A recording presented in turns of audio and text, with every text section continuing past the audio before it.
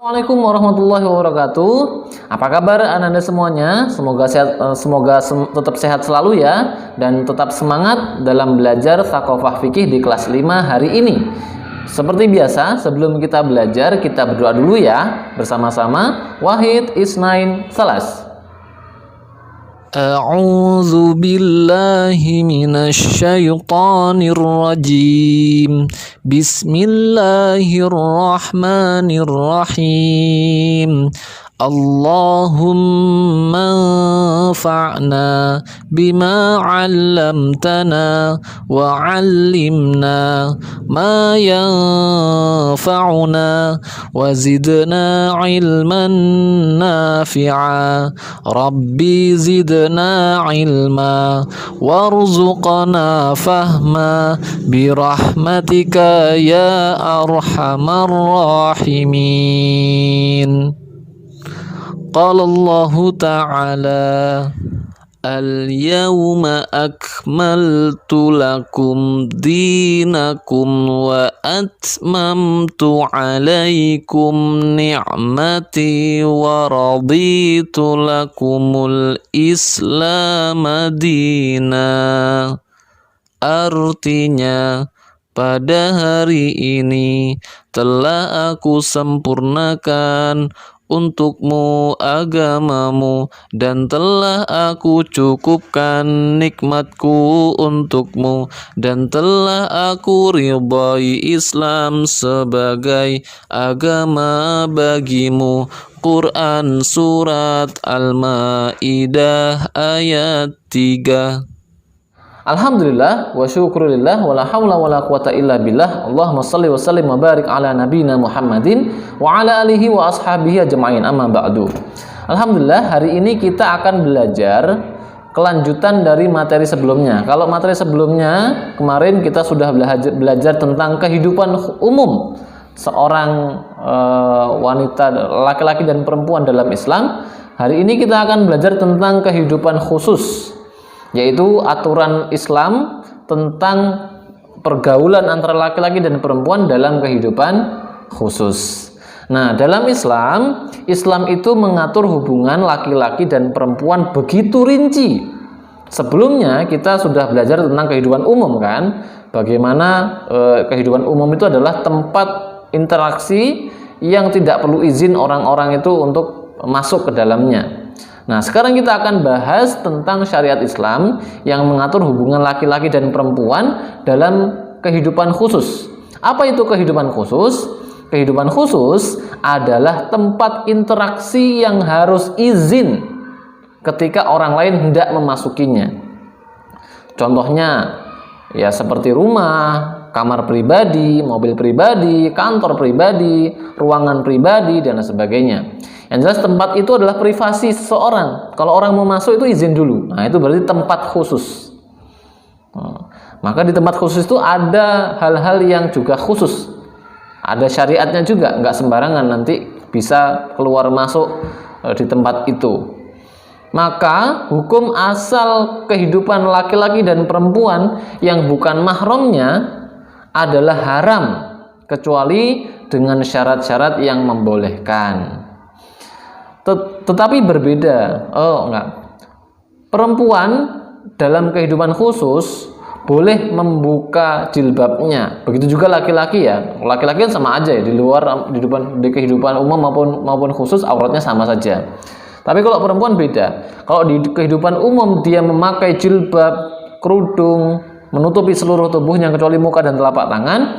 Kalau di kehidupan khusus dia boleh membuka sebagian auratnya, karena dia hanya bertemu mahramnya kan, ayahnya, adiknya, ibunya, itu mahramnya semua. Maka yang boleh dia pakai di dalam kehidupan khusus di rumahnya sendiri adalah mihnah atau baju rumahan yang biasa dia pakai.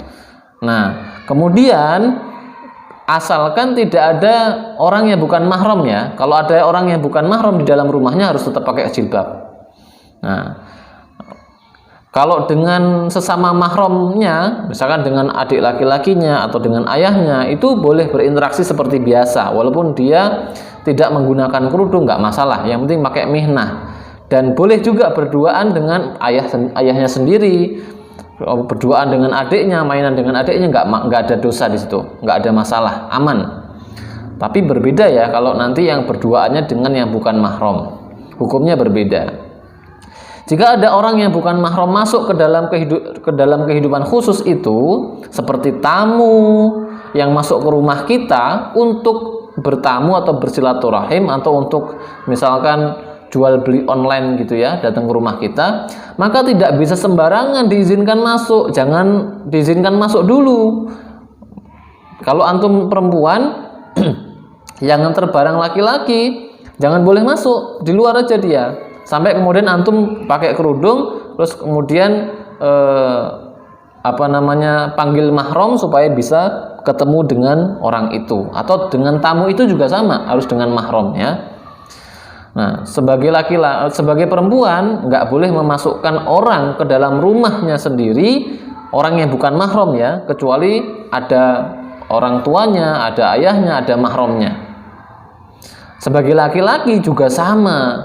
Tidak boleh memasukkan perempuan asing ke dalam rumahnya, atau tidak boleh juga main ke rumah temannya yang perempuan yang bukan mahramnya saat di tempat perempuan itu tidak ada orang tuanya atau dia nggak punya mahram di rumahnya. Nggak boleh kita main ke sana.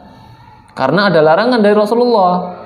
La yakhluwanna rajulun bimra'atin illa wa ma'ahadzu mahramin. Janganlah seseorang laki-laki itu berkhorwat, berdua-duaan dengan wanita kecuali ada mahram yang menyertai wanita tersebut. Jadi jelas nggak boleh kita berduaan walaupun di rumah dia, walaupun di mana saja nggak boleh, kecuali dia dengan mahramnya. Interaksi yang dilakukan pun hanya interaksi umum, nggak boleh khusus. Yang boleh itu seperti silaturahim, boleh berjualan, berobat, belajar, boleh asalkan dengan mahramnya ya. Kalau di kehidupan khusus tidak boleh berinteraksi khusus, curhat-curhatan, berduaan, nggak boleh, haram. Walaupun dibolehkan berinteraksi dalam kehidupan khusus dengan mahram, tetap saja ada syarat-syarat yang harus dipenuhi oleh perempuan maupun laki-lakinya. Yaitu syaratnya apa aja? Yang pertama, si perempuannya ditemani mahram, jelas yang pertama itu. Nggak boleh kalau laki-laki main tempat perempuan, perempuannya nggak ada mahramnya. Yang kedua, perbuatannya yang ingin dijalankan bersama atau interaksinya adalah interaksi yang umum, seperti belajar, silaturahim. Kalau cuma curhat-curhatan nggak boleh, haram. Jadi harus ada jelas, kesini mau ngapain, harus jelas itunya.